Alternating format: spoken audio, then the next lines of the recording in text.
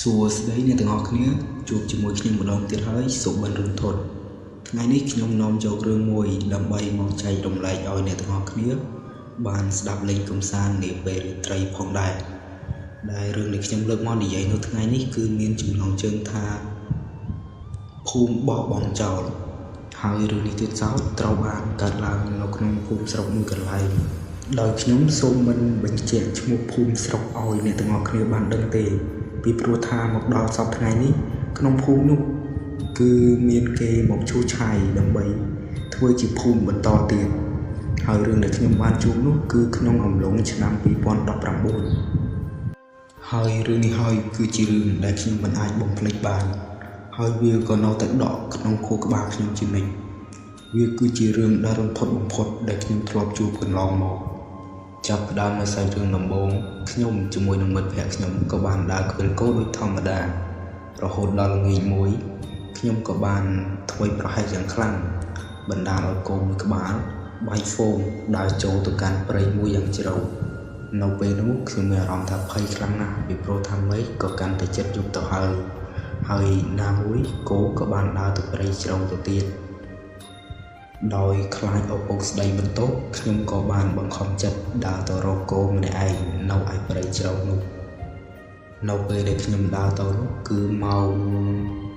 5:30 នាទីទៅហើយខ្ញុំបានដើរទៅរកគោតែម្នាក់ឯងដោយពូម៉ារបស់ខ្ញុំបានឲ្យវាដេញគោទៅផ្ទះមុនខ្ញុំទៅបន្ទាប់ពីដើរអស់ពេលយ៉ាងយូរខ្ញុំក៏នៅតែមិនឃើញគោរបស់ខ្ញុំសោះមិនដឹងថាវាទៅពួនលាក់ខ្លួននៅកន្លែងណានោះទេចិត្តក៏កាន់តែភ័យពោះក៏កាន់តែឃ្លានក៏ប៉ុន្តែមិនហ៊ានត្រឡប់ក្រោយនោះទេពីព្រោះថាដើរមកដល់ព្រៃជ្រៅទៅហើយបន្ទាប់ពីដើរបានមួយសន្ទុះខ្ញុំក៏បានឮសំឡេងគោស្រែកនៅឯខាងក្នុងព្រៃភ្លាមនោះខ្ញុំប្រឹងផ្ទៀងទៅជាស្ដាប់យ៉ាងខ្លាំងថាតើវាជាគោរបស់ខ្ញុំមែនពិតឬអត់ខ្ញុំក៏បានដើរទៅតាមប្រភពសំឡេងមួយនោះដើរកាន់តែឆ្ងាយសំឡេងស្រែកក៏កាន់តែឆ្ងាយទៅខ្ញុំមានអារម្មណ៍ថាភ័យនិងព្រួយជាខ្លាំងខ្ញុំក៏បានព្យាយាមដើររហូតទៅដល់ភូមិមួយកន្លែងក៏ប៉ុន្តែភូមិមួយនោះហាក់បីដូចជាស្ងាត់ខុសប្លែកពីធម្មតាហើយភូមិនេះទៀតសោតក៏ខ្ញុំមិនដែលធ្លាប់ស្គាល់ពីមុនមកដែរនៅពេលនោះខ្ញុំក៏បានឃើញគោរបស់ខ្ញុំកំពុងតែឈរស៊ីស្មៅយ៉ាងរំភើយនៅពេលដែលខ្ញុំបានឃើញគោរបស់ខ្ញុំដូច្នេះខ្ញុំមានអារម្មណ៍ថាសប្បាយចិត្តមួយរំពេចពីព្រោះថាមានសង្ឃឹមថានឹងបានទៅផ្ទះហើយក៏មិនអាចត្រូវថ្មងរបស់ឪពុកនោះដែរភ្លាមនោះខ្ញុំក៏បានដើរតម្រង់ថានឹងរកដឹកគោដើម្បីដើរទៅផ្ទះវិញក៏ស្រាប់តែវាស្ទុះរត់ទៅក្រោយផ្ទះដែលគេបោះបង់ចោលនោះភ្លាមនោះខ្ញុំមានអារម្មណ៍ថាឆ្ងល់ជាខ្លាំងថាតើហេតុអ្វីបានវារត់ទៅក្រោយផ្ទះមួយនោះខ្ញុំក៏បានរត់ទៅតាមក៏ស្រាប់តែមិនបានឃើញត្រមោលគោនោះសោះមិនដឹងថាវាបាត់ទៅណាទេប្រឹងរកយ៉ាងណាក៏រកមិនឃើញទោះមិនបានឃើញគោឃើញត្រឹមតែដានជើងក៏ខ្ញុំអស់ចិត្តដែរប៉ុន្តែនេះកុំថាឡើយដានជើងតែស្នាមស្មៅវារត់ទក់គឺមិនមាននោះឡើយភ្លាមនោះសញ្ញាសួរគឺហោះជុំវិញក្បាលរបស់ខ្ញុំហើយពីព្រោះថាគួរឲ្យឆ្ងល់ខ្លាំងណាស់ថាតើគោប៉ុណ្ណាណីហេតុអ្វីបានជារត់គ្មានដានជើងកុំថាឡើយគោសំបីតែកូនក្មេងរត់ក៏មានដានជើងដែរប៉ុន្តែនេះគឺបាត់ឈឹងតែម្ដងខ្ញុំមានអារម្មណ៍ថាភ័យជាខ្លាំងរួចក៏បានគិតថាឬមួយក៏ខ្ញុំភ័យពេកទៅស្រមៃឃើញគោទេវាមិនពិតទេអំបញ្ញមិញនេះគឺខ្ញុំឃើញគោច្បាស់ណាស់មេឃក៏កាន់តែងងឹតទៅហើយតើពេលណាទើបខ្ញុំអាចរកគោឃើញមកដល់ពេលនេះគឺមេឃងងឹតយប់ជ្រៅទៅហើយម៉ោងគឺចូលជាម៉ោង 6 កន្លះទៅហើយនៅឡើយតែមិនអាចរកគោឃើញទៀតអ្វីដែលសំខាន់គឺខ្ញុំមិនមានពិលការជាប់នឹងដៃដើម្បីឆ្លងរកគោទេដោយសារតែគ្មានពិលកាត់នៅនឹងដៃ ខ្ញុំក៏សម្រេចចិត្តថានឹងដើររកកូនដោយខ្លួនទៅទេបើទោះបីជាគ្មានពិលកាន់នៅនឹងដៃក៏ដោយក៏ខ្ញុំអាចរកកូនឃើញបានដែរពីព្រោះថាខ្ញុំបានពន្លឺព្រះច័ន្ទដែលរះមកពីលើមេឃយ៉ាងស្រស់ត្រកាលបានជួយបំភ្លឺរៀងរាល់សពផ្លូវដែលខ្ញុំដើរឈប់និយាយរឿងកូននឹងសិនបែរមកកាន់បរិស្ថានជុំវិញខ្លួនរបស់ខ្ញុំបានឃើញស្មៅបៃតងខៀវខ្ចីស្រស់បំព្រងនៅឯជុំវិញខ្លួនរបស់ខ្ញុំដែលមើលមកសភាពភូមិមួយនេះក៏ហាក់បីដូចជាដឹងថាភូមិមួយនេះគេបោះបង់ចោលជាយូរឆ្នាំមកហើយគឺបានឃើញស្មៅដុះធំលូតវែងសឹងតែផ្ទះខ្លះស្មៅពណ៌លូតលេចដំបូលផ្ទះបាត់កំពុងតែសប្បាយជាមួយនឹងទេសភាពជុំវិញខ្លួនកំពុងតែសប្បាយជាមួយនឹងភ្លើងអំពិលអំពែកក៏ស្រាប់តែមានសំឡេងអ្វីមួយហៅខ្ញុំពីក្រោយឡើងថាបងតើបងកំពុងតែដើររកអ្វីហើយបងមកភូមិនេះដើម្បីអ្វីភ្លាមនោះខ្ញុំក៏បានកលេចទៅក្រោយក្រែងដូរមាននរណាម្នាក់ស្រែកសួរខ្ញុំក៏បានក្រឡេកទៅប៉ុន្តែ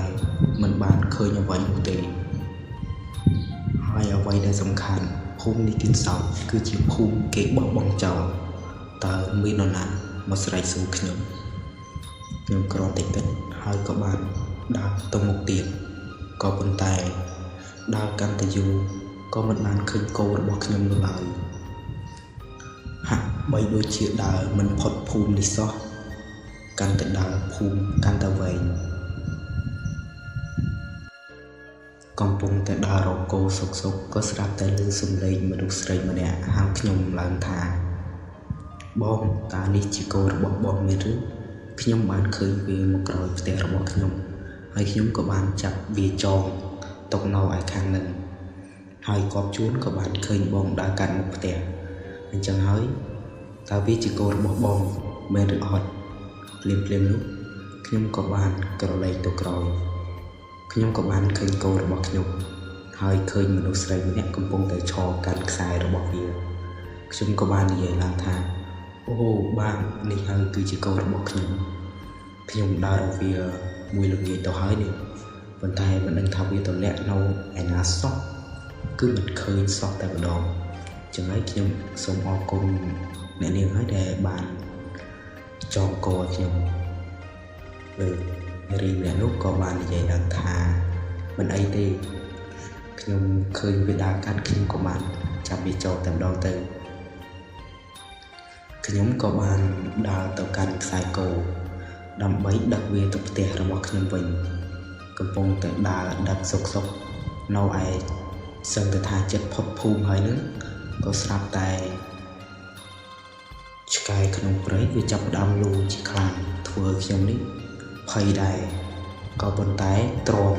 ដឹកគោដើរចេញធ្វើយ៉ាងណាឲ្យផុតភូមិនេះសិនកំពុងតែដឹកមានអារម្មណ៍ថាគោរបស់ខ្ញុំតឹងទៅរហូតដល់ក្រឡេកទៅក្រោយក៏ឃើញថាខ្ញុំកាន់នេះគឺជាវល្លិហើយអ្វីដែលខ្ញុំដឹកមកនោះគឺមិនមែនជាគោទេគឺខ្ញុំកំពុងតែដើរអូសអង្កត់អោសហើយនៅលើអង្កត់អោសនោះទៀតសោតគឺមានក្មេងស្រីម្នាក់កំពុងតែអង្គុយនៅលើអង្កត់នោះហើយសើចរយះមាត់រហូតដល់ស្គៀមបើសម័យទស្សនភាពមួយនេះគឺថាគួរឲ្យខ្លាចខ្លាំងណាស់នៅភ្លាមនោះខ្ញុំក៏បានកាំងឈរថ្មឹងមួយកន្លែងមិនបានកម្រើកកាយវិការអ្វីទេហើយអ្វីដែលសំខាន់នោះ